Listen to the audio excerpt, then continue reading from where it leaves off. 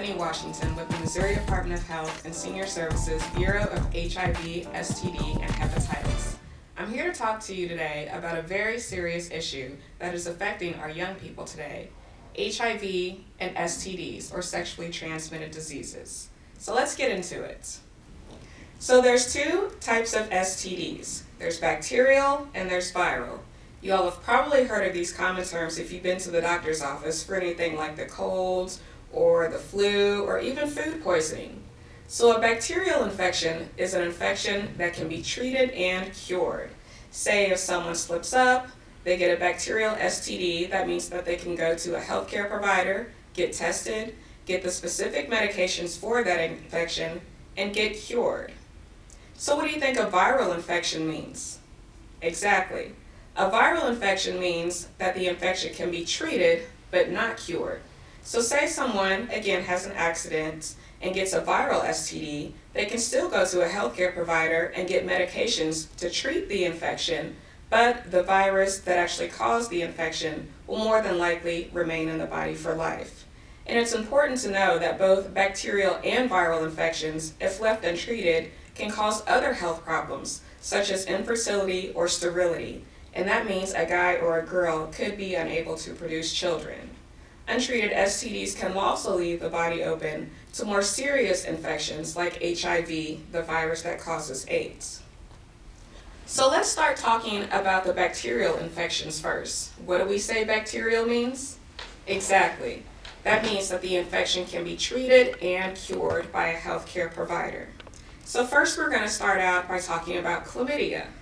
Chlamydia is known as the silent disease because often there are no signs and no symptoms. Chlamydia is one of the most common sexually transmitted infections reported in the United States. So how is chlamydia spread from one person to another? Chlamydia is spread during unprotected oral, vaginal, and anal sex with an infected partner. Key word being infected.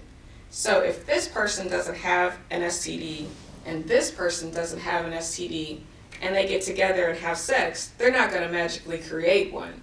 One person has to be infected with an STD in order to pass it to another person. So again, we know that chlamydia is spread during unprotected oral, vaginal, and anal sex with an infected partner. So what are the signs and symptoms? I'm glad you asked. A lot of you think that, oh, well, I don't have anything going on, that means I'm okay. Well, that may not be true if a person has been sexually active, whether it's oral, vaginal, or anal sex. A lot of times, chlamydia will produce no signs or symptoms. That's why it's called the silent disease. But if a person does experience symptoms, a girl would have an abnormal discharge, and she could also have a burning sensation during urination. So that means that it may hurt when she pees.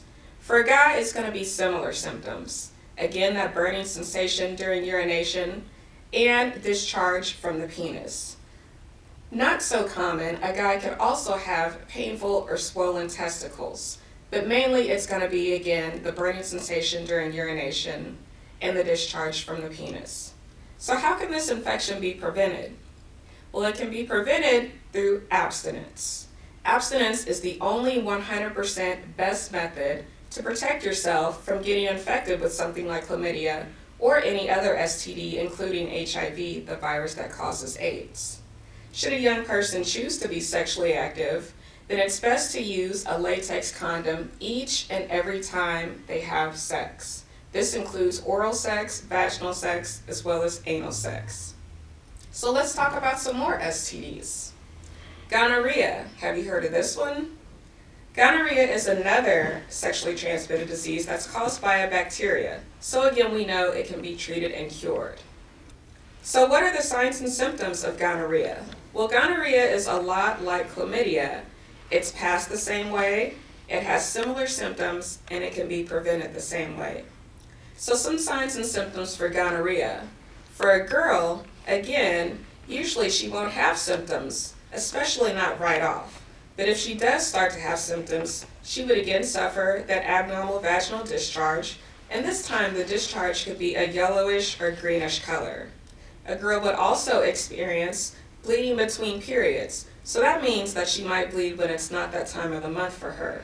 And she could also suffer, again, that painful sensation during urination. For guys, again, it's going to be pretty much the same thing. A guy would experience the abnormal discharge, again, a yellowish or greenish color, pain during urination, and also this time he might suffer from swollen or sore testicles. So what are the modes of transmission for gonorrhea? So again, just like chlamydia, gonorrhea is spread during unprotected oral, vaginal, or anal sex with an infected partner. Gonorrhea is extremely contagious, and it can also be passed to the throat and to the eyes. So how can gonorrhea be prevented? Again, we know that abstinence is the best method to protect yourself against becoming infected with gonorrhea and every other STD, including HIV. If a person does choose to be sexually active, the best method for protecting themselves would be to use a latex condom correctly and consistently each and every time they have sex. So now we're going to talk about syphilis. And I really want to focus on syphilis because it's a very serious infection. It can even kill a person. So syphilis is called the great imitator. And it's called that because a lot of the symptoms that syphilis produces mimic symptoms of other health problems.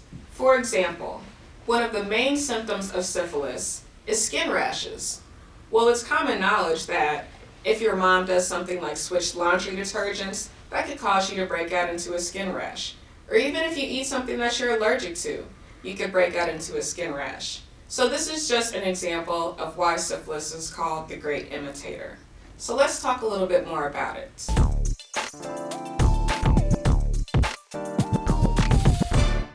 So how is syphilis passed from one person to another? Well, syphilis is passed differently than the other infections that we've talked about. When a person first becomes infected with syphilis, they will develop what is known as a syphilis sore.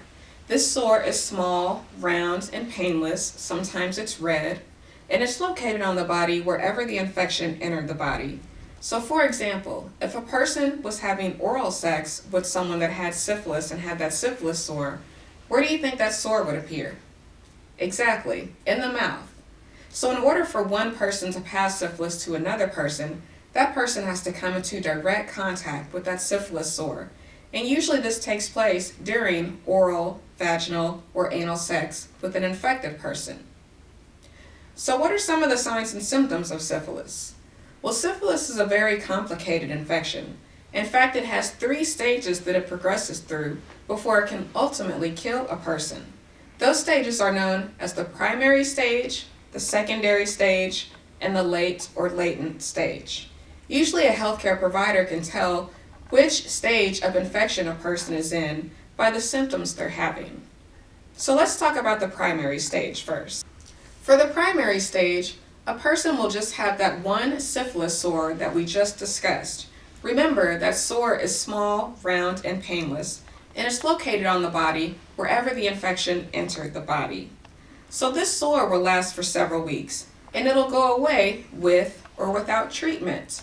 If the sore goes away without treatment, it doesn't mean that syphilis magically is gone. It just means that the infection is continuing to get worse and progress to the next stage, which is the secondary stage. For the secondary stage, the sore goes away, but then a whole other set of symptoms starts to take place. A person can suffer from muscle and joint pain. A person can suffer from a condition called alopecia, and that's where the hair can fall out in clumps and patches. And the classic symptoms for the secondary stage are skin rashes, usually located on the palms of the hand and the soles of the feet. Now again, these symptoms will go away with or without treatment.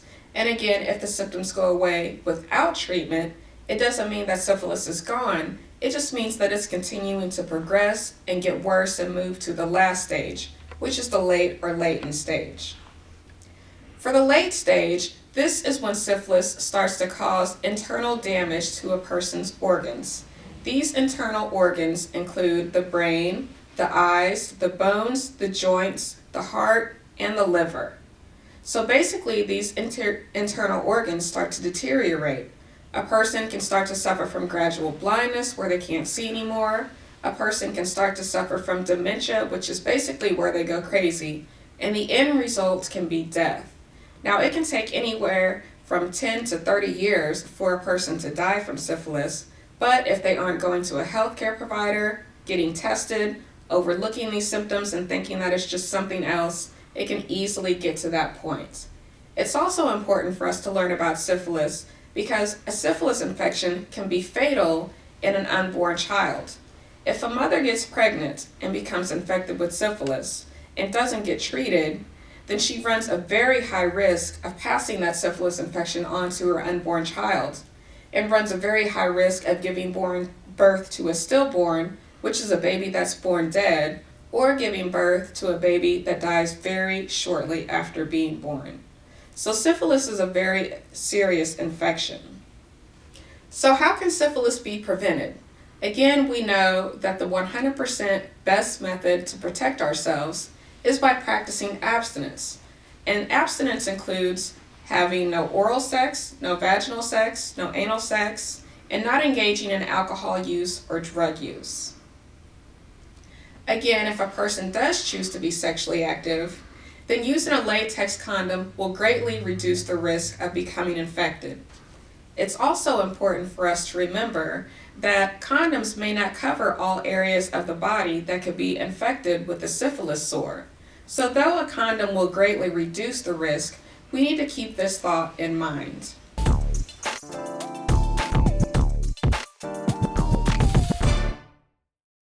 Now we're going to talk about the viral infections. What do we say viral means? Correct. An STD that can be treated but not cured. So first we'll start out by talking about HPV. You may have heard of this infection. It's the infection that has the vaccine out that's available for both guys and girls. So let's talk a little bit more about it. So what is HPV? HPV stands for human papilloma virus. So how is HPV passed from one person to another?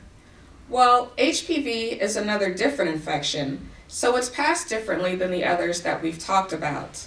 HPV is a virus that lives in the skin on or around the genital area. So in order for one person to infect another, they don't necessarily have to have sex. Their genitals just have to touch. So that would mean there has to be a genital skin-to-skin contact. So again, we know that this virus lives in the skin on or around the genitals. So in order for one person to pass it to another, they just have to have that sexual genital skin-to-skin contact. So what are some of the signs and symptoms of HPV? Well, HPV is a little tricky. There's two types of HPV. There's high risk and there's low risk.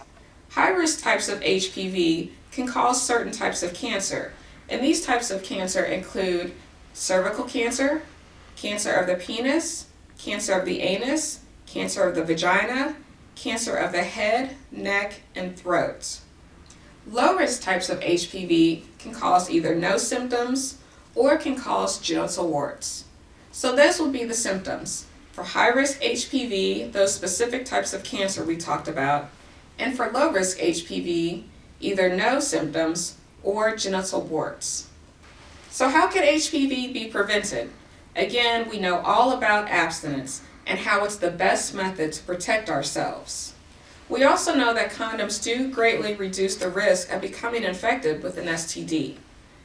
But like we just mentioned, condoms may not cover all areas of the body that can be affected.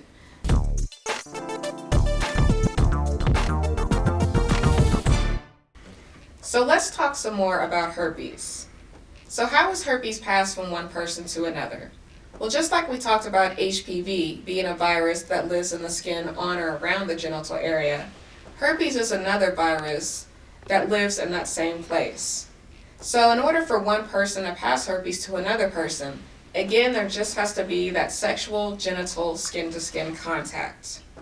So what are the signs and symptoms of herpes? Well, a lot of people think that if a person has herpes, then they'll automatically have herpes outbreaks. Well, that's not necessarily true. In fact, a lot of people have the virus and go an entire lifetime without ever experiencing symptoms. But that doesn't mean that they can't pass on herpes to another person, and that person might show symptoms. If a person does experience symptoms, then they could suffer from anything between fever, sore throat, and flu-like symptoms, which are sometimes the initial symptoms, and sometimes the first and only symptoms. If a person goes on to experience physical symptoms, then of course they would experience blisters and sores on or around the genital area. So how can herpes be prevented? Herpes, again, can be prevented 100% through the practice of abstinence. Remember, we said abstinence includes no oral sex, no vaginal sex, and no anal sex, as well as no alcohol use and no drug use. If a person does choose to be sexually active, again, a condom will help reduce the risk of becoming infected. But again, we know that a condom cannot cover all areas of the body that could be infected with herpes. So now we're going to talk about our last infection for the day, HIV/AIDS. Pretty much everyone has heard of this infection, but if you haven't, now we're going to learn about it. So just a couple of facts about HIV. HIV is the virus that causes AIDS, and there is no cure for HIV. So HIV is passed through 4 body fluids, and those body fluids are blood from an infected person, vaginal fluids from an infected woman, semen from an infected man, and breast milk from an infected woman. So normally, if a person were to become infected with HIV, they would come into contact with these body fluids during unprotected oral, vaginal, or anal sex with an infected partner, or if a person is using needles or razors or any item that could be contaminated with blood from an infected person. So basically, if you're not having sex with someone that has HIV, and you're not using needles or razors or any items that could be contaminated with blood from someone with HIV, then you're more than likely not going to get the virus. So what are some of the signs and symptoms? Well, it really depends on a person's immune system. Each HIV case is different, and one person could suffer different symptoms, and another person could suffer no symptoms at all. But let's talk about the most common symptoms. Most people with HIV could suffer from depression, weight loss, flu-like symptoms or headaches, diarrhea, night sweats, and things of that nature. A lot of people don't experience symptoms, especially after they first become infected. In fact, it can take a person years to experience any symptoms at all, and the only way to know that they would be infected would be to get tested. So how can HIV be prevented? Again, and lastly, we know that the best method to protect ourselves is to be abstinent. But again, if we do choose to be sexually active, then a condom will greatly help reduce the risk of becoming infected with things like HIV, the virus that causes AIDS.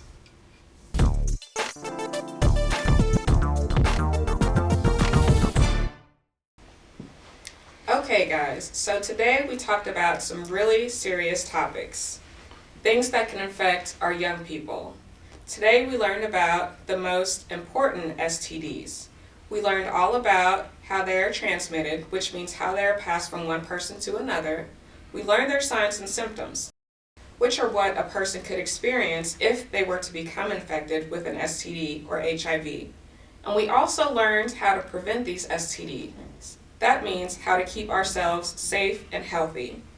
We know that abstinence is the 100% best method to protect ourselves from becoming infected with an STD or HIV or both. And we know that if a person does choose to be sexually active, a condom will greatly help reduce the risk of becoming infected.